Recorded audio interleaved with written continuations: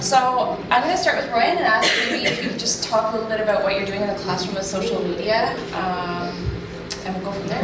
I'll try and keep it short. I just was like thinking to myself, what are a couple of slides that I could show to sort of talk to and maybe could encapsulate the kind of stuff that I've been trying to do with my middle school students. And I just want to read you this blog post from one of my students this year, just because it made me laugh, and it also sort of in a weird way expresses why we use social media in my class and in my school. So it says, probably can't read it from there, clouds.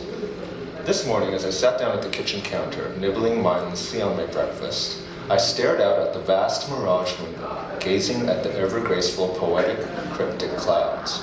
A thought raced through my mind. There are many chapters in life when the inevitable weight on your own pair of shoulders seems insufferable, and the burden you carry just keeps on piling on, waiting for you to realize the naked truth, discover its only exit, and bury its entrance. Like clouds in its honest blue haven, life is unstoppable.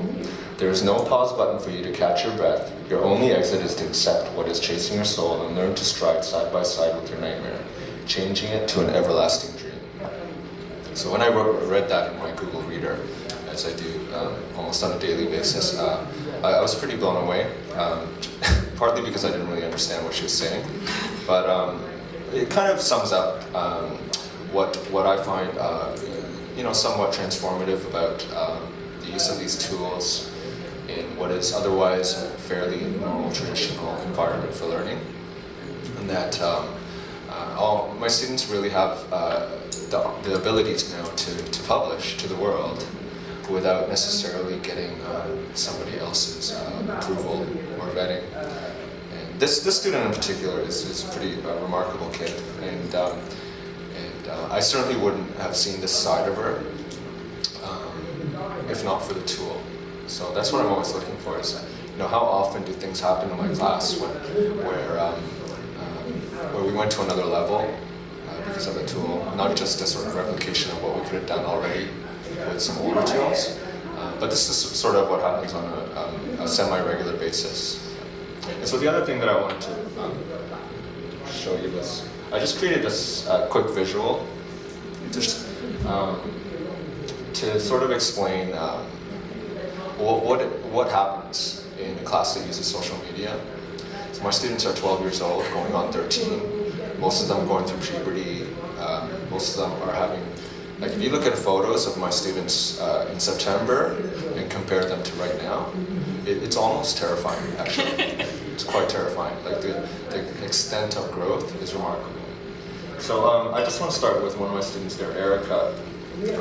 She wrote a blog post about her brother Evan, which was really powerful. And what happened was it ends up influencing other people in the grade and in my class, and not necessarily in ways that were done in the past when you would have done oh, today is our class speech day and so can come up and read to the class, and then in that sort of way, Erica was able to post something on her blog and then have someone like Tara get inspired by it and write something by starting off the blog post saying, oh, I was so inspired by what Erica wrote about her brother that I really wanted to write about my sisters. And then it ends up influencing someone like Jerry, who is a reluctant writer, to record himself on his iPod and just talk about a fishing trip that he went on with his dad. And after that, the obvious connection between Erica's post to other people's posts isn't so obvious unless you see the big picture. But people like Marissa end up writing a couple of months later about what Christmas means to her and how our society is much more consumerist than it needs to be, and that we need to get back to the true meaning of helping people and family and so on.